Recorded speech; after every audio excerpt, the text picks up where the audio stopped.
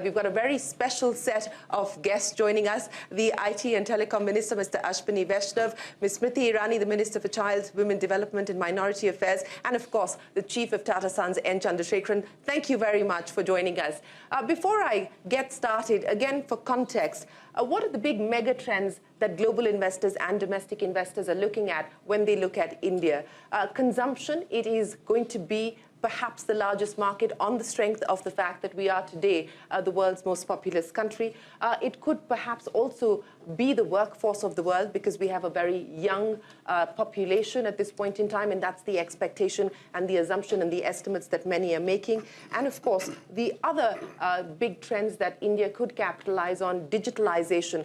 And we've made inroads on that on the back of the India stack. What will that mean, not just for the domestic market, but also in terms of taking this global is going to be the question, and also how digitalization opens up the market in terms of access to credit, access to finance, the spending and borrowing behavior of the Indian consumer. Minister Vaishnaw, let me start by talking to you. As I said, there is no consensus on where global growth is headed and where the global economy is headed. Where there is consensus is that globalization as we knew it has changed. There is a reshaping of the world that's taking place, driven largely by geopolitics, which is now dictating how geoeconomics is going to work. So I want to understand from you, how is the Indian government looking at the multipolar world today, India's role in it, and specifically in terms of a roadmap to be able to get to whether it's 5 trillion or 10 trillion, where do you believe we stand on the reform roadmap? How much more work needs to be done? Thank you, Shireen. India has approached this entire transition which is happening in the world on multiple dimensions. One, the first dimension is to make sure that India's economy is resilient. There is a good, consistent 6 to 8% growth rate for a complete decade. It's not just 1 year or 2 year kind of thing. The thought process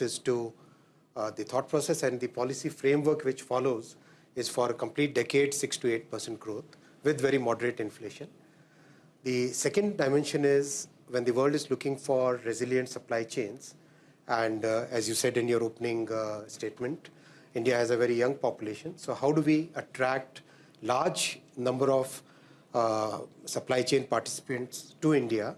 How do we make it resilient? How do we use our research and development capabilities? And third part, of course, the energy transition as well as the digital stack. So I'll cover all the 3 points. When the pandemic hit and the whole world was going through a very big crisis, which was humanitarian crisis as well as an economic crisis, there were 2 approaches followed by various governments. The first approach was followed by so many countries was send out checks, make sure people get money in their hands, they consume, and that consumption will lift the market. There was a whole lot of liquidity pumped in. The combined balance sheets of US Fed, European Bank and Japanese Central Bank, the combined increase in balance sheet was about $9 trillion US. That created a very quick sugar rush kind of growth, but it also brought with it unprecedented inflation. And that inflation is not going to go away so easily. It takes a time because pushing liquidity is easy, taking it out is very difficult, and it's always very painful. On the contrary, India adopted a very pragmatic approach. Fiscal space that any country would have is always limited. It's always constrained. There is no unlimited capital in the world. Anybody can give those MMT theories, but that's bunkum. Don't believe that. Capital is always scarce. Capital is always limited. How do you use the capital that you have? That's a choice that Prime Minister Modi ji made. He made a choice that very focused consumption and support to the most vulnerable groups, vulnerable sections of the population. So about 800 million people got limited financial aid, plus free food for almost 3rd year now. So that was one very important part. Vaccination, free vaccination program. Again, 1.3 billion doses in the first 14 months. By now we have crossed 2.1 billion doses and completely done on a digital platform. The most important piece of this decision making that Prime Minister Modi ji made was, with limited and focused consumption, focused on the vulnerable sections, he put entire capital of the country into investment in infrastructure. Now, investment in railways, last year the capex was 23 billion US. This year the capex is, this fiscal which ends on 31st March, the capex is going to be of the order of 26 billion US. Same is the story in railway, in highway, in power transmission. That increases the productivity of the country and gives us the long-term growth potential of the country improves. So fiscal consolidation is going to continue to be a key priority for the Indian government going forward? One very important part of this entire decision making was Prime Minister ensured that the fiscal policy and monetary policy, they work in tandem. There are so many examples in the world, I wouldn't take any names, where the fiscal policy was going in one direction and the monetary policy was going in another.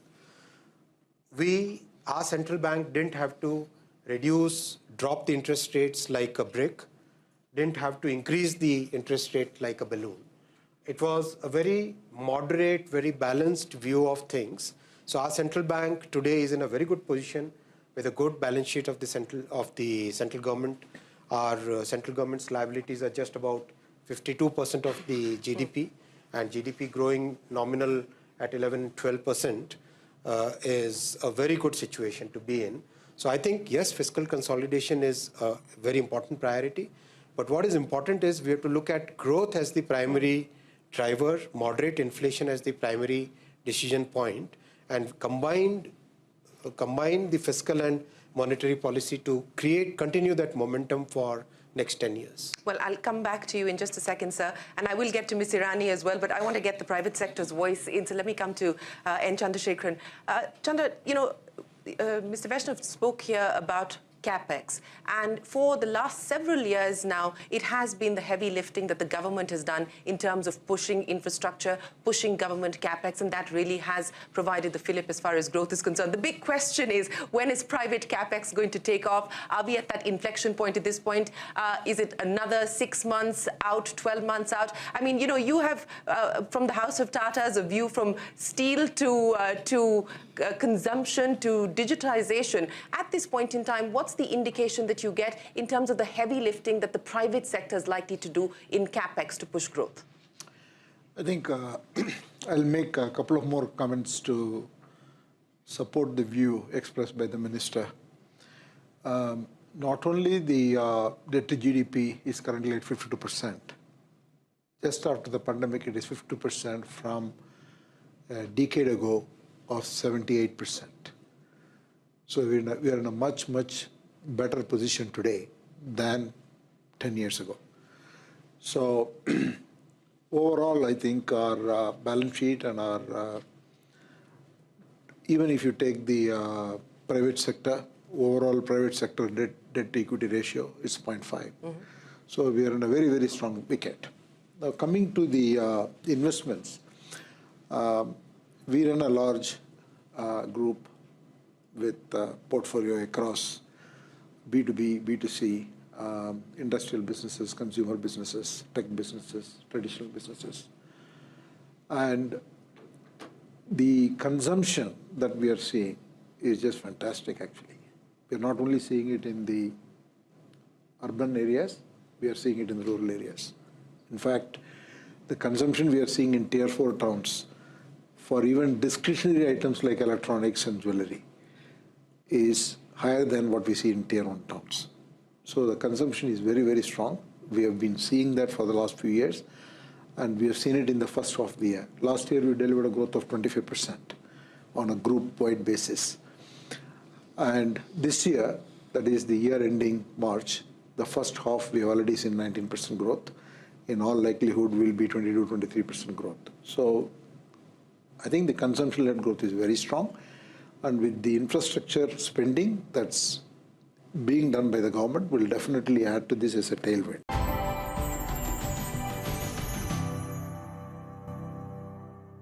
In this era where one of the mega trends that everyone here in Davos is talking about is the change as far as globalization is concerned, also how geopolitics is reshaping globalization. Friendshoring, nearshoring, these are terms that are coming up practically in every conversation. I know you believe firmly that we should not follow the argument of China +1. It must be an India +1 strategy that we must adopt and take forward. What does that mean exactly? Can I take a couple of minutes? Yes, please, okay. please. So See, I believe, I just want to make this point clearly. There are 3 global transitions that are happening. This is for every country, developed or developing. First one is a digital or AI, I call it AI transition. The digital transition is a very broad term. Second is the energy transition. And the third is supply chain transition, geopolitical transition, whatever it is, all the rebalancing we are talking about.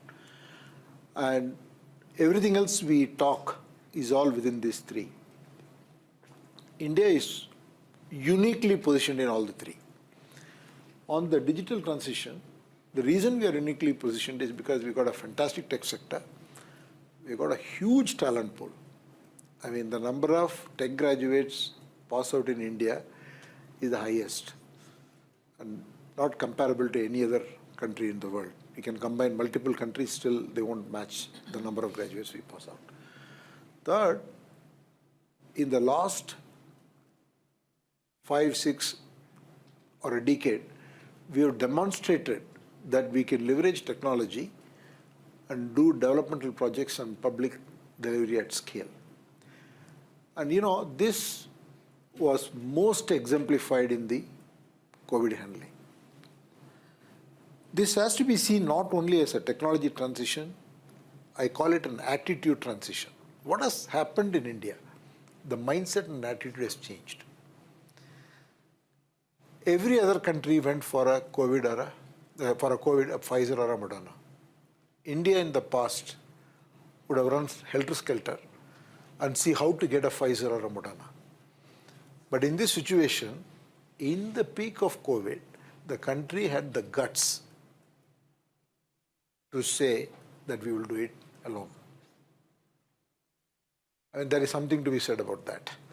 And that attitude, combined with the example of large-scale digital transformation projects. I mean, we built the whole app on the fly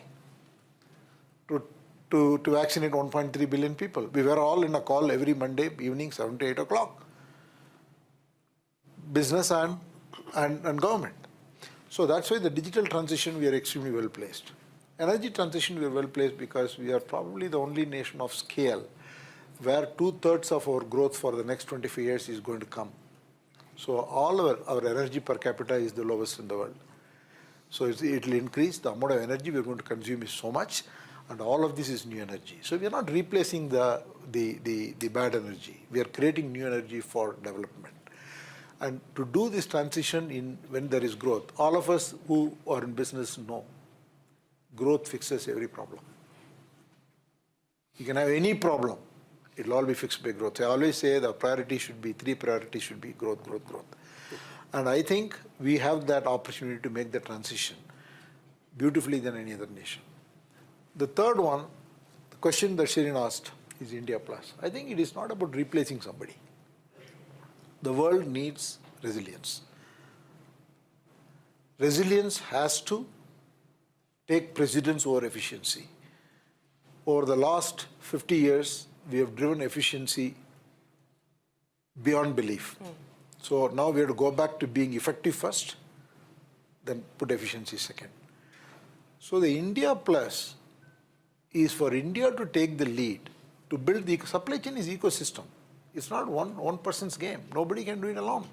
We need partners. We need to work with other countries. We need to work with companies, US companies, Western companies, other companies who are willing to work with you on a transparent basis.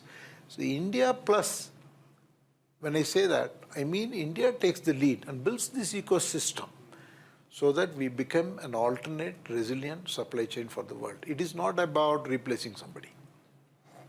Well, thank you for explaining what you mean by India Plus. And I think this, again, is an issue that is being debated at this point in time, that as more and more countries like India move towards creating these ecosystems, move towards creating their own supply chains, will it have an impact on inflation in the long term? But that's matter for another debate at another time. Minister Irani, let me address the issue of inclusive growth with you, because as Mr. Chandrasekaran pointed out, growth addresses many problems, but the point of inclusion also needs deliberate choices to be be made. And that's what I want to understand from you. The work that's already been done, what more can we expect now on being able to create a social protection net, on being able to ensure that the widening income inequality, that gap reduces, is bridged as well?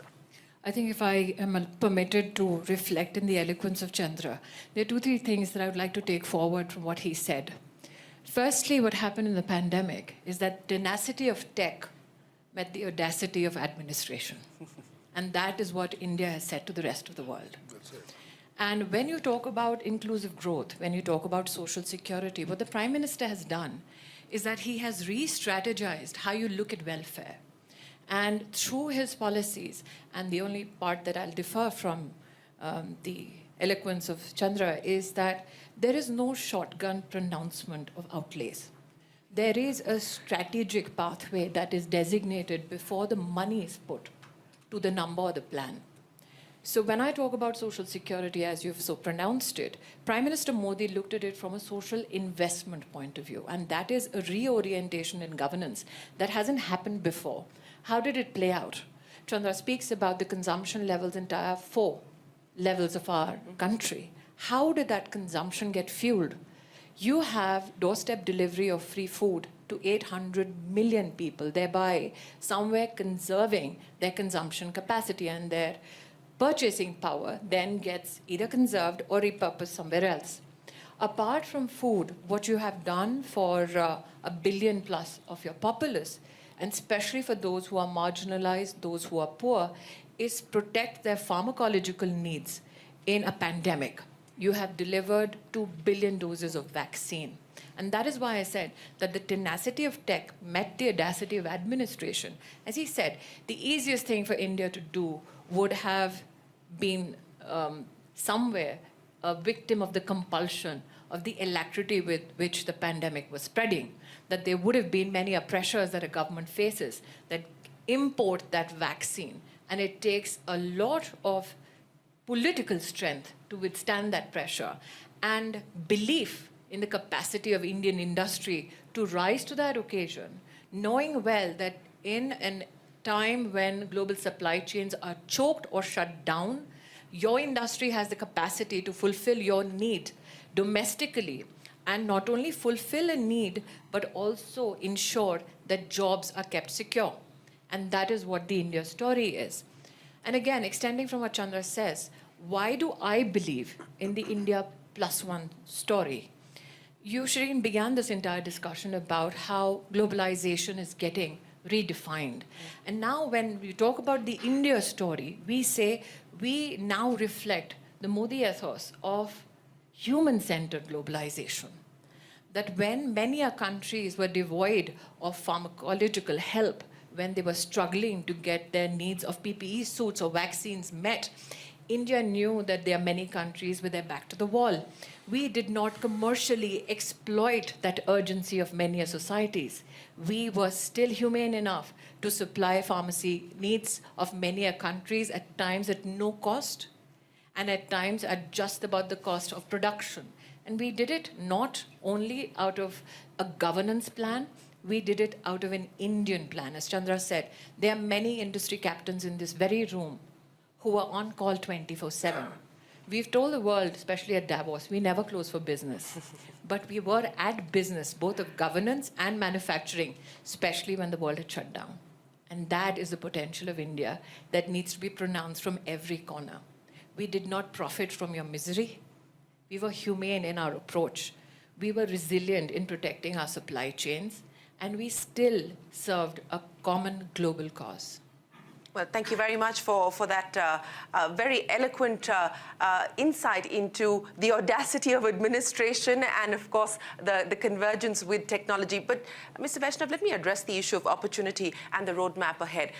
One of the big things that everyone here is talking about is the PLI schemes. The government has announced and rolled out PLI schemes across 13 different sectors. There are different stages of evolution at this point in time because the dates of rollout were different. The question now is, in light of the success of the schemes that have already been rolled out, does the government feel more emboldened and confident to do more, to include more sectors under the PLI schemes? And for existing schemes, for instance, like the FAME scheme, for the benefit of our viewers who don't know, the scheme that was brought in to try and accelerate the growth of electric mobility, the sun sets on many of those schemes in the next year or so.